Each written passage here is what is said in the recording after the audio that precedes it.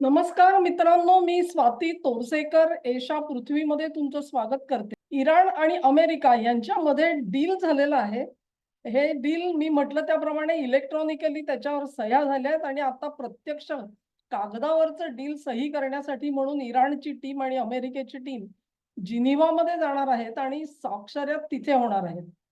तर तुम्हाला आठवत असेल की तर डील आतापर्यंत म्हणजे अगदी हल्ले सुरू झाले तेव्हापासून प्रयत्न चाललेले होते. ट्रम्प साहेबांनी पाकिस्तानला मध्ये टाकलेलं होतं, तुम्ही मध्यस्थी करा. मग पाकिस्तानचे लोक इथून तिथे, तिथून इथे आणि आमच्याकडचे सगळे लिबरल्स हे टणाटणा, टणाटणा, टणाटणा उडून आपल्याला दाखवत होते. बघा पाकिस्तानचा भाव कसा वधारलेला आहे. आंतरराष्ट्रीय राजकारणामध्ये त्यांना अत्यंत विशेष स्थान मिळालेलं आहे. त्यांच्याशिवाय डील होऊ शकत नाही. ट्रम्प साहेबांचा त्यांच्यावर कसा विश्वास आहे. वगैरे वगैरे वगैरे वगैरे आणि मग नंतर लक्षात आलं की डील करताना दोन कागद होते. एक कागद ते अमेरिकेला दाखवत होते, दुसरा कागद इराणला दाखवत होते. म्हणजे इथून तिथे संदेशवहन सुद्धा नीट चाललेलं नव्हतं. मध्यस्थ हा असा निवडलेला होता ट्रम्पनी. तेव्हा आतापर्यंतचे प्रयत्न हे फेल गेले तर कोणालाही आश्चर्य वाटायला नको. आणि ही शंका जी आहे, ही शंका इस्रायलनी फार पूर्वी बोलून दाखवलेली होती मित्रांनो. त्यांनी काय सांगितलेलं होतं, की तुम्ही पाकिस्तानला बाजूला काढा या सगळ्यातून, तर हे डील होईल, अन्यथा डील होणार नाही. एक प्रकारे नेतान्याहू आणि इस्रायल यांनी जो इशारा दिला, तो जो इशारा आहे, तो आज खरा झालेला दिसतो. कारण ह्या शेवटच्या टप्प्यामध्ये कुठेतरी तुम्ही पाकिस्तानचं नाव तरी ऐकलत का? विचार करून बघा तुम्ही. नाहीतर आतापर्यंत म्हणजे ते मुनीर असतील, शहाबाज शरीफ असतील यांचे नुसते नगारे वाजले असते आमच्या भारतीय मीडियामध्ये. पण चिडीचूप सगळे. कारण कोणाला काही बोलायला वावच ठेवलेला नाही मुळी. त्यांना कुठेही थारा दिलेला नाहीये. आणि हे सगळं कसं झालं तुम्ही म्हणाल, की ठीक आहे बाबा ते नाहीये. ह्याचा अर्थ काय त्यांना लाथ बसली का? त्यांना असे बाहेर काढले गेलेले आहेत का? तर तुम्हाला ट्वीट्स दाखवते काही. ती आता तुम्ही जे.डी. व्हॅन्स म्हणजे अमेरिकेचे उपराष्ट्रपती त्यांनी काय म्हटलंय ते बघा. एक प्रकारे ट्रम्प यांनी ही जी जबाबदारी आहे, ती जबाबदारी जे.डी. व्हॅन्सवर टाकली पुन्हा एकदा. पहिल्यांदाही टाकली होती, आता नंतरही टाकली. व्हॅन्सच्या लक्षात आलं पाकिस्तान काय काळबेरं करतोय ते आणि ते त्यांनी एक प्रकारे ट्रम्प यांच्या कानावर घातलं. त्यानंतर हा बदल झालेला दिसला. कारण आता हात पाचरीत सापडलेला आहे. अ, हे जर का मॅटर लवकर रिझॉल्व्ह झालं नाही, तर मध्यावधी निवडणुकीमध्ये फटका बसणार. ही बाब उघड झाल्यानंतर ट्रम्पला सुद्धा एक प्रकारे चालढकल अजूनपर्यंत करत होते ते आता बंद झालं. काय म्हणतायत बघा JD Vance. Under the president's leadership there has been a fundamental change in this. Now we are talking directly to the Iranian system. We have some good relations there.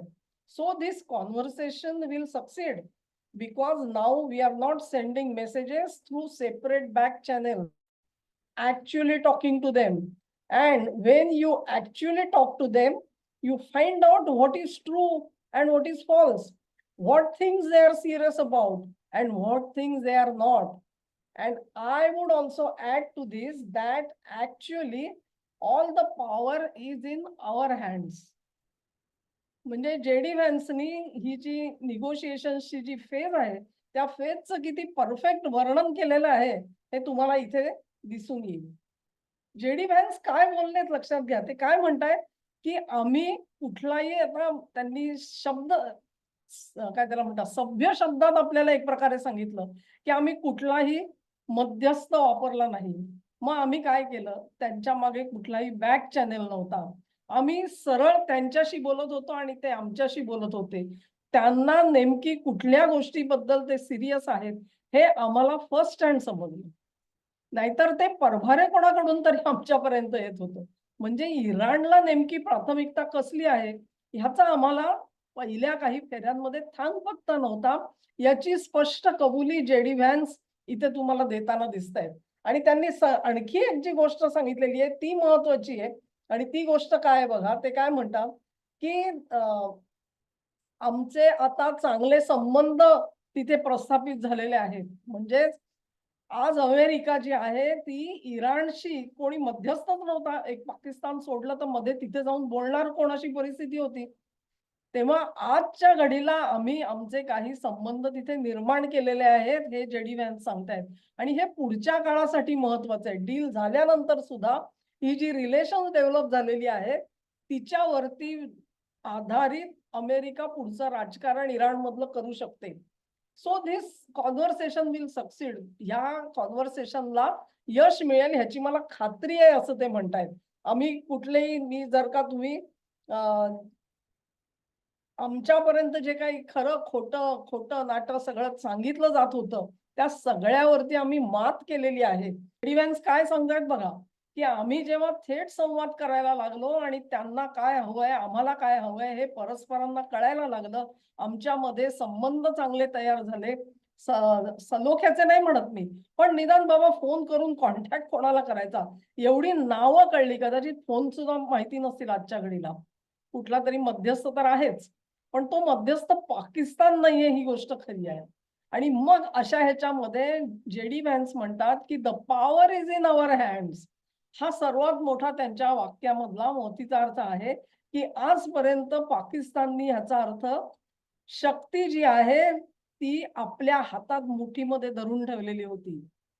म्हणजे मी बोलीन तेच तू त्याला सांग आणि मी बोलीन तेच मी त्याला सांगणार. हे जे चाललेलं होतं नाटक पाकिस्तानचं, ते सगळं आता बंद झालेलं आहे आणि आमचा मीडिया ह्याच्यावरती चिडीचूप बसलेला आहे.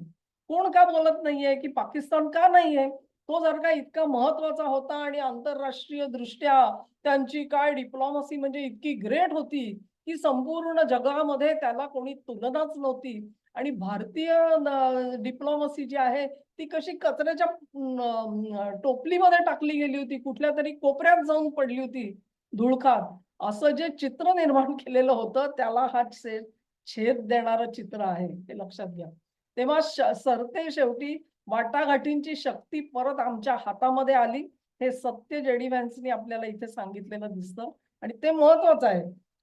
त्याच्या पुढे सुद्धा अजून एक आहे जे मला तुम्हाला दाखवायचंय आणि ते आपण परत एकदा बघू.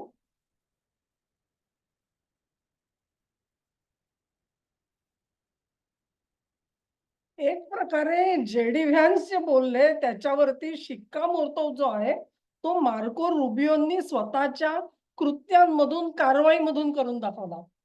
ट्रम्प यांचा हात दगडाखाली आला. त्यांना कसंही करून डील लवकरात लवकर करणं आवश्यक झालेलं होतं. आणि ते जर का कुठल्या ना कुठल्या कारणाने लांबवलं असेल, तर त्यांनी सुद्धा सतलामसलत केली असेल. जे.डी. व्हॅन्स असतील, त्यांनी त्यांना सावध केलं असेल, की पाकिस्तानला बाजूला करा. इस्रायल पण तेच म्हणतो आहे. रुबियोंनी सुद्धा व्हॅन्स तर स्वतः गेलेले होते इस्लामाबादमध्ये. त्यांची फर्स्ट हँड एक्सपिरियन्स महत्वाचा होता. तेव्हा ते लक्षात घेऊन रुबियोंनी पहिलं काय केलं असेल, तर ती सूत्र ट्रम्पनी इतरांच्या हातातून काढून रुबियोंच्या हातामध्ये दिली. त्यांनी पहिलं इस्लामाबादला वगळलं, की पाकिस्तानची इथे आता ढवळाढवळ नकोय आम्हाला. त्यांची जी काही चाललेला आहे उद्योग, हा पहिला थांबवला पाहिजे. त्या त्यांनी सेंटर इस्लामाबाद मधून पहिलं दोह्याला नेलं. मध्यस्थी दोह्यातून सुरू झाली. दोहा, कतार हा जास्त रिलायबल आहे, हे रुबियोंच्या लक्षात आलं असेल. त्यानुसार त्यांनी कामं केली. आता पाकिस्तानला डबल गेम खेळायला फारसा वाव उरला नाही. हे काय करत होते? ज्या वेळेला निगोशिएशन चालू होती, त्यावेळेला मीडियामध्ये पुड्या सोडायच्या.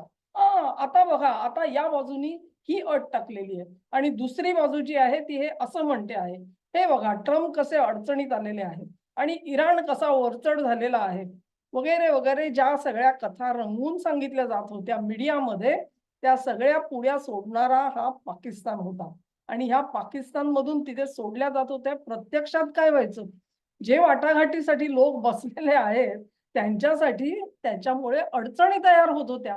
कारण जेव्हा पब्लिकमध्ये एखादा स्टॅन्स जातो, त्याच्यानंतर तुम्हाला वाटाघाटीत जर का दुसरं काही तुम्ही मान्य करायचं ठरवलं, तर ते कसं करणार? ते करायला वाव कमी राहतो मग, कारण पोझिशन हार्डन केल्यासारखं होतं. तेव्हा पाकिस्तानचा हा जो डबल गेम आहे, हा डबल गेम रुबियोंनी ओळखला आणि त्यांना बाजूला केलं. दुसरी गोष्ट अशी, की एक प्रकारे पाकिस्तानला खेळवता येत होतं, कारण पाकिस्तान कोणाच्या हातातून खेळत होता? अर्थातच जॉर्ज सोरोसच्या हातातून खेळत होता. आणि दुसरी गोष्ट लक्षात ठेवा, ट्रम्प अडचणीत यावेत ही जॉर्ज सोरोसची इच्छा आहे. आणि म्हणून तो ट्रम्पला अडचणीत आणायचं, तर पाकिस्तानला हाताशी धरा. मग पाकिस्तान हा सोरोस प्रणीत ज्या मीडिया आहेत त्यांच्याकडे ती सगळी माहिती पुरवत होता. हे सगळं चित्र होतं. याला सगळ्याला चाट बसली. हेच त्यांना कतारमध्ये का नाही करता आलं? कारण कतारची आर्थिक कुवत आहे. कतारला वाकवणं हे जॉर्ज सोरोसला इतकं सोपं नाहीये. तेव्हा कतारमध्ये ज्या टॉक्स चाललेले होते, वाटाघाटी होत्या, त्याच्या बातम्या बाहेर यायचं बंद झालं, हे लक्षात घ्या. त्या बातम्या बाहेर यायचं लक्षात झाल्यानंतर आता तुम्हाला इम्प्रूव्हमेंट दिसते आहे. करार होणार याची खात्री सगळ्यांना पटलेली होती. आणि या बातम्या कशा बंद झाल्या, म्हणजे तुम्हाला वाटेल की ही परत कदाचित अतिरंजित कथा आहे. तर तसं नाहीये, लक्षात घ्या. बातम्या कधी बाहेर यायला लागल्यात, आता परत एकदा मीडिया बोलायला लागला. बघा इराण कसा जिंकलेला आहे. ह्या 14 अटी आहेत. ह्या 14 अटी ज्या आहेत, ह्याच्यावरून तुम्हाला दिसेल इराण जिंकलेला आहे आणि अमेरिका हरलेली आहे म्हणून. अमेरिका हरली का नाही, इराण जिंकला का नाही, हा वाद आपण नंतर करू. 14 अटी ह्यांना दिल्या कोणी? डॉक्युमेंट दिलं कोणी ह्यांना? अमेरिका काय इतकी दूधखुळी आहे की करारावर सह्या करायच्या आधी प्रसिद्धीला देईल? की इराण दूधखुळ आहे? इराणही दूधखुळा नाहीये आणि अमेरिकाही नाही. दोघांनाही करार आत्ताच्या क्षणी हवा होता. मग अमेरिकेला आता जी सद्बुद्धी सुचली ती आधी सुचलेली नव्हती. आणि मग एक प्रश्न मनामध्ये येतो की पाकिस्तानचा करता करवता कोण होता? या सगळ्या उंगल्या नेमक्या करत कोण होता? हा प्रश्न अतिशय महत्वाचा आहे. तेव्हा पाकिस्तान जे काही करत होता, डबल गेम करत होता वगैरे. मला खरं म्हणजे एक प्रश्न तुम्ही कधी स्वतःला विचारलात का, की पाकिस्तान हे सगळे डबल गेम कशाला करत होता बाबा? इतका जर का तुमच्यावरती ट्रम्पने विश्वास टाकला होता, तर त्या विश्वासाला तुम्ही उतरा ना, खरे राहा आणि त्याप्रमाणे काम करून दाखवा. तसं काम केलं असतं तर कदाचित ट्रम्पने तुमच्या पदरामध्ये आणखी काही 4 लाभ टाकले असते. मग ते का नाही होऊ शकलं? कारण ते होऊ शकलं नाही, कारण ह्यांचे 2 दादले आहेत. एक दादला आहे अमेरिका आणि दुसरा दादला आहे चीन. याचाच अर्थ असा की आतापर्यंत जे अग्रीमेंट होण्यामध्ये मध्यस्थ जोपर्यंत पाकिस्तान होता, तोपर्यंत चीन काड्या करत होता. चीन पाकिस्तानला निडलिंग करत होता की नाही, ते आता असं कर, ते तसं कर. मग त्यांना टास्क दिलेला आहे. पुढे काय करायचं पाकिस्तानला कळतं. तेव्हा डील होऊ नये, ते फिझल आउट होईल आणि त्याच्यामध्ये विलंब व्हावा, ह्याच्यासाठी चीन आग्रही होता.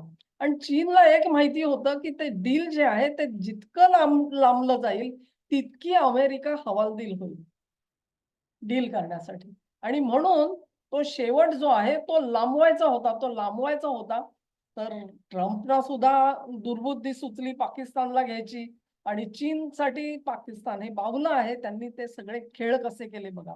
आणि तुम्हाला वाटेल की मी ही तुम्हाला कपोलकल्पित कथा सांगते. तर या दरम्यान एक बातमी आलेली तुम्ही वाचली असेल की पाकिस्ताननी 6 लँड रूट्स ओपन केले इराण सोबतचे. म्हणजे पाकिस्तानच्या भूमीतून इराणमध्ये जाण्याचे जे 6 जमिनीवरचे मार्ग आहेत वाहतुकीचे, ते सगळे पाकिस्ताननी खुले केलेले होते. कशासाठी बाबा? ते चीनला मदत व्हावी म्हणूनच ना. म्हणजे चीनकडून शस्त्रास्त्र तिकडे जाणार आणि तिकडून बेकायदेशीर तेल बाहेर काढता येणार. अशा प्रकारची ही सगळी अरेंजमेंट होती. तेवढी फक्त बातमीमध्ये सांगितली गेली नव्हती. पाकिस्ताननी 6 लँड रूट्स ओपन केले, हे जरूर सांगितलं गेलेलं होतं. तेव्हा हे सगळे जी नाटकं आहेत ती कोण करत होतं लक्षात घ्या. त्या पाकिस्तानला एकंदरीतच बसलेली आहे, सणसणीत बसलेली आहे आणि ती बसली त्यानंतर ते चिची करत बाहेर बसलेले आहेत. एक आवाज काढलेला नाहीये कोणी. एक आवाज आलेला नाहीये. हे डील जर का झालं आता 19 जूनला, आज 17 जूनला मी व्हिडिओ करते आहे. आणखी 2 दिवस आहेत.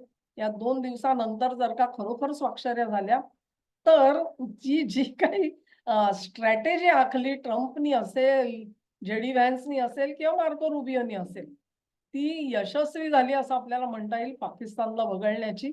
आणि हाच इशारा नेमका नेतान्याहू सुद्धा आणि इस्रायल सुद्धा अगदी पहिल्या फेरीपासून देत होते की पहिलं पाकिस्तानला बाजूला करा, त्याच्याशिवाय काही होणार नाही. त्याच्यात किती तथ्य आहे हे सुद्धा आता इथे पुढे आलेलं आहे आणि खरं ठरलेलं आहे. हा व्हिडिओ तुम्हाला आवडला असेल अशी आशा करते. तुम्हाला आवडला असेल तर लाईक करा, शेअर करा आणि चॅनेलला सबस्क्राईब करा. धन्यवाद.